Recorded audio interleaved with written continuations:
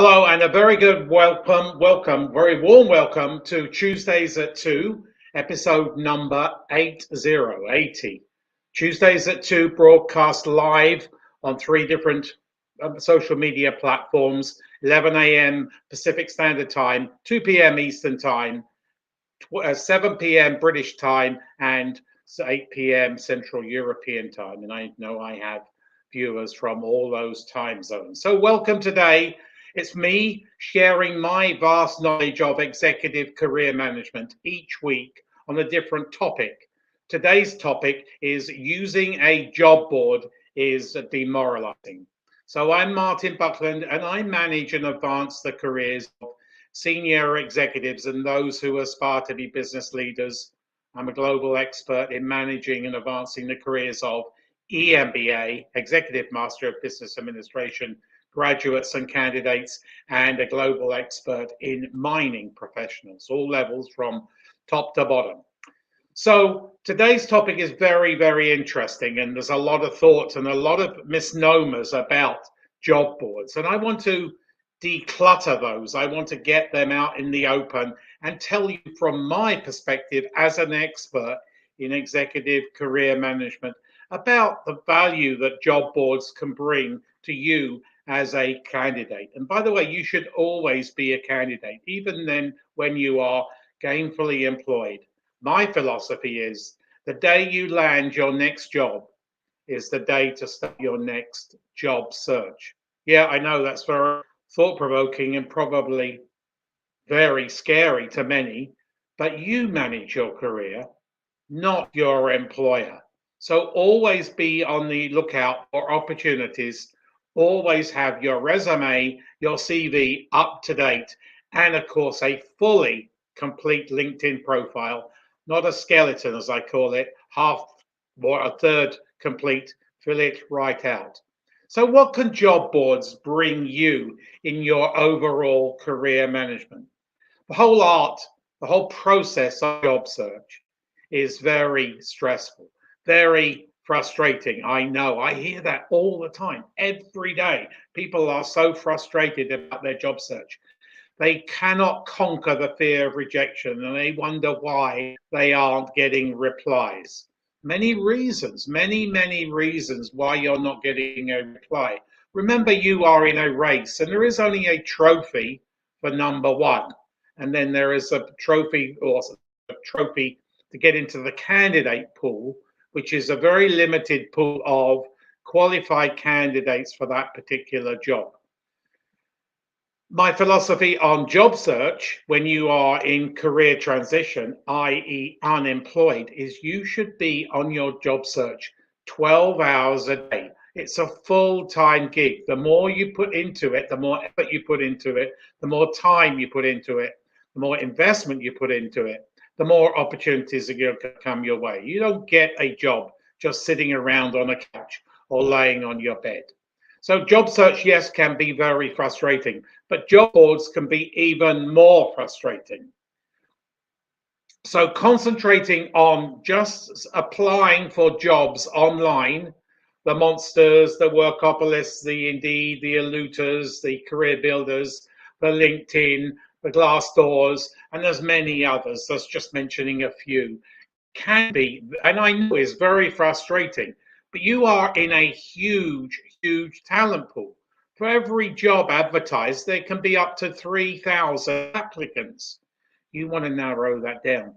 You want to be considered number one. There are ways that you can get in the back door before that job is advertised.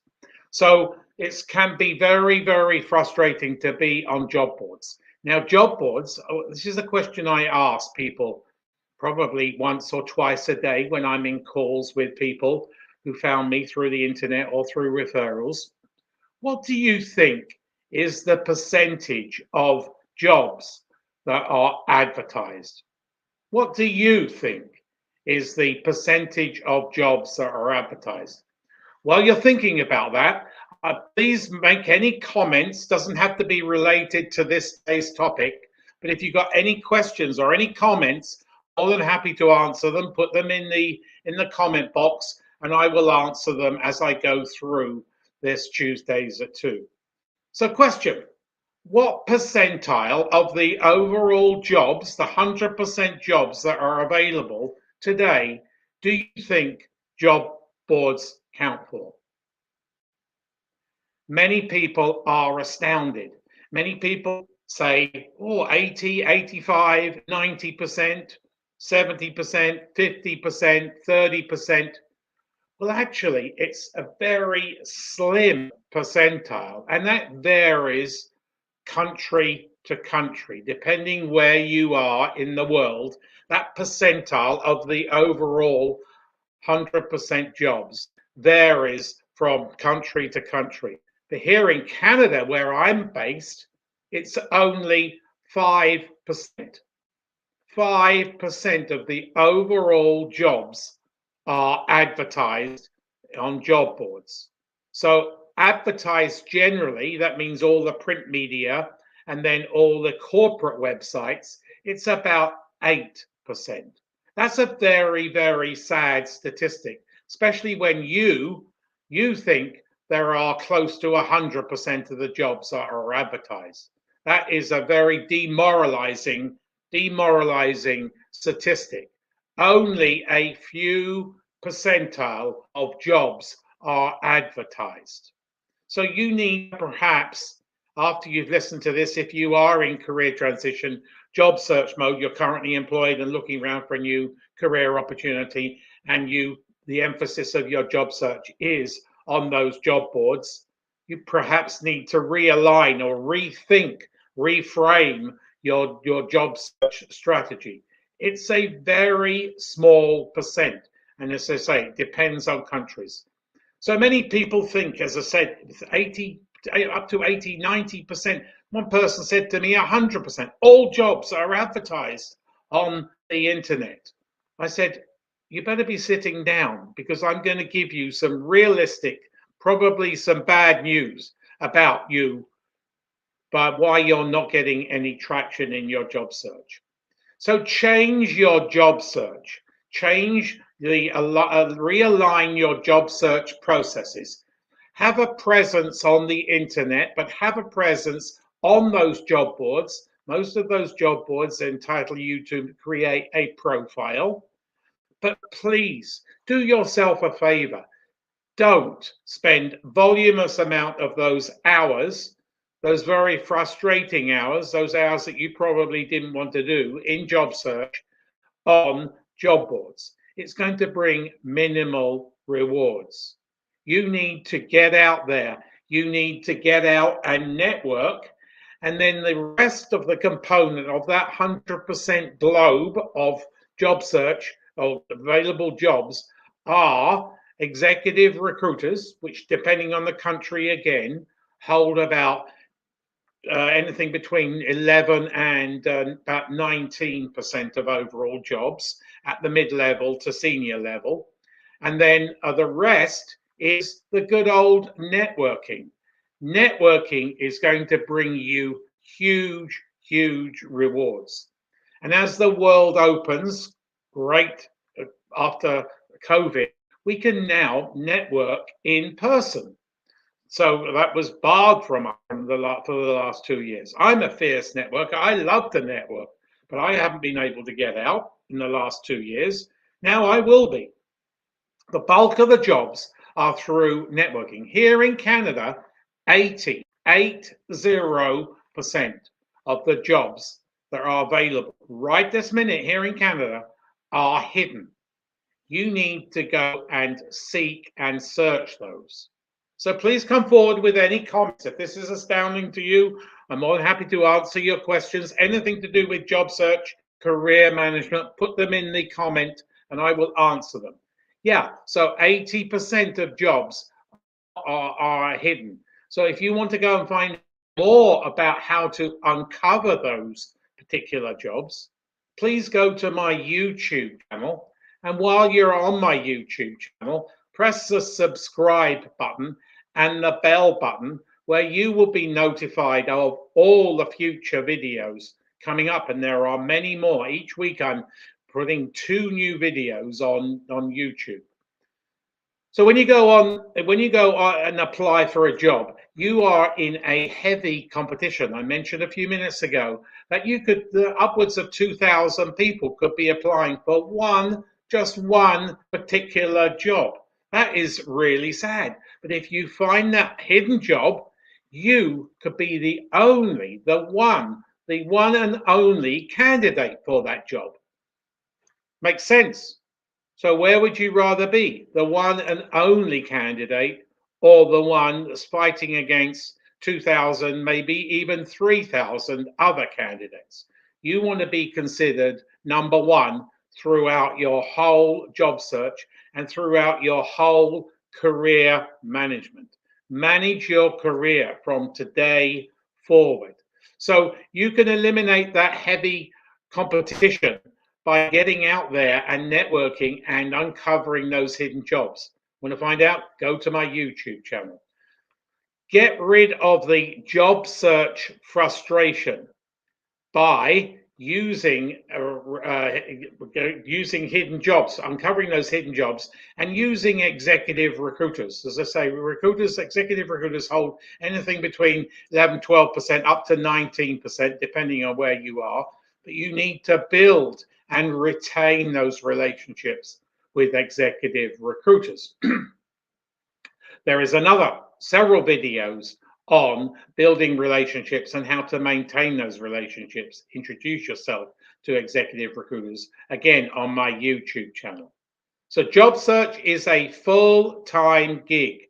I would suggest of that 10 to 12 hours you spend about 2 to 3 hours a day on job boards. There are some people who spend up to 8 or 10 hours a day just on job boards. That can be so frustrating. No wonder people are demoralized. Why am I not getting any traction? I hear this as a career management practitioner day in, day out, week in, week out. And it's very sad. So hopefully you're going to take something away from this Tuesdays at 2 that will you now be able to plan and execute, and perhaps a more exciting job search. So when you go in hidden mode, looking for hidden jobs, research who are your target employers. Everyone watching today must have a list of hidden employers that they want to go and work for. How do you find those out, and how do you find the person who will be your boss or your boss's boss? Go to my YouTube channel and subscribe and look for the video that tells you how to uncover those hidden jobs. So networking with executive recruiters is going to bring you huge rewards. Networking in person, shaking hands. Can you remember that? Can you remember how to shake hands?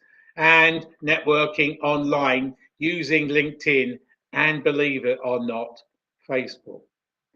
So that wraps it up. As I wrap it up, anybody got any questions to do with executive career management? I'm more than happy to answer them while I'm online. I'm here every Tuesday at 2 p.m. Eastern. Different topic each week, because I want to share my knowledge. And if you have any topic that was mind-boggling to you, you don't understand, I'm more than happy to either shoot a video on it or have a Tuesdays at 2 on it, or both. And then I will unravel that problem or issue that you have that you don't understand in managing your careers. So as we wrap this up, I'm more than happy to give anybody watching today, either live or in the replay, a free, no obligation resume CV critique. And I'm also willing to give you a LinkedIn audit. I go through your LinkedIn from top to bottom, because so many people make a mistake on their LinkedIn, and they cannot be found by decision makers, executive recruiters. As I speak right now, an executive recruiter is searching for talent, looking for people like you. And if you don't have a good LinkedIn profile, fully complete, then you're going to miss out. You're going to be counted out of that talent pool when you are the perfect candidate. And I also have, as I mentioned several times, a YouTube channel. I'm more than happy to help you with your career management. Please go to your YouTube channel. Thank you, Taras. That's very kind of you. You've been a great client from probably almost like day one. So somebody else has got some more. Guy Chamberlain. Guy Chamberlain. Now, if this is the Guy Chamberlain I worked for many years ago, what is the best hook to use to start a conversation with someone with a hidden job? Well, that's a great question. That's a great question, Guy. So don't go and instantly ask for a job. You want to build the whole crux of good career management is relationship building. It's a one-on-one. The whole success of your life generally is relationship building and relationship management. So don't just go and say, I want a job. You need to be far more tactful and diplomatic. So I would see if you can get an informational interviews where you gather information at the same time you are building rapport, building dialogue with the person at the other end, and then you say, tell them why you would like to work for that company, and open it up into maybe a more deeper conversation, not in the first 2 or 3 minutes, but open it up and then ask, well, what is the chances of me working at this company? I really like this company, but do your research on that company before you even meet that person. Meet that person and have a little bit of history about other products or the services or their future. They may be going IPO or whatever. And so then you've got a talking point. If they're going IPO, you've helped people or previous employers go IPO. You can mention that in your conversation. If you worked with that product or that service in your career before, there's another topic of conversation. So the more research you do and the more dialogue, and it's a two-way street. Let them have a conversation with you as well as you having a conversation with them. So hopefully, Guy, that answers your question. Anybody got any other questions? Because I'm more than happy to answer them. So I'm really going into this restreaming to educate you. I don't have to. I want to help you guys with your career management. So this is my weekly Tuesdays at 2.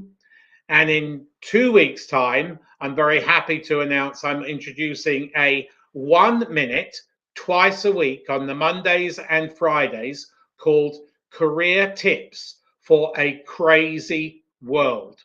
Career Tips for a Crazy World.